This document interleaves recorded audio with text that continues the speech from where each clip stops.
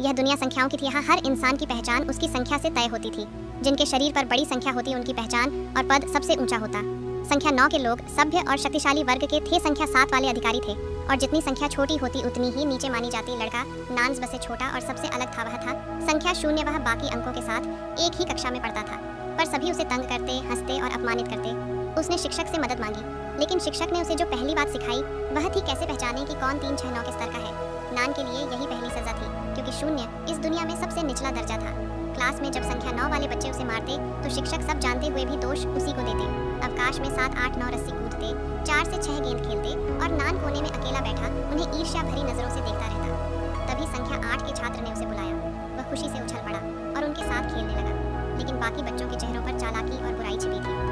थोड़ी देर में उन्होंने रस्सी से नान को बांधा और एक पेड़ से लटका दिया। संख्या 1 का सफाई कर्मी वहां से गुजरा। नान ने मदद मांगी, लेकिन उसकी देह पर बड़ा सा 0 देखकर सफाई कर्मी ने नजर फेर ली। फिर भी नान मुस्कुराता रहा, हर दर्द को हंसकर सहता रहा। सालों बाद जब वह बड़ा हुआ, उसने सड़क पर भीख मांगते कुछ शून्यों को देखा। उसने सोचा, इन लोगों ने मेहनत नहीं की, तभी ये इस हाल में है। उसने ठान लिया कि वह नौकरी करेगा और अपने पैरों पर खड़ा होगा। पर हर दुकान में उसका मजाक उड़ाया गया, उसे अपमानित किया गया और अंत में कुछ सिक्के फेंक कर भगा दिया गया।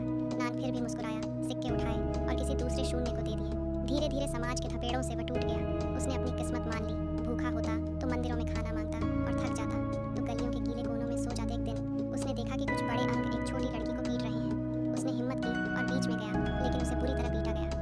जब सब चले गए तो वही लड़की उसे घसीटकर एक कोने में ले गई और उसके जख्म बांध दिए।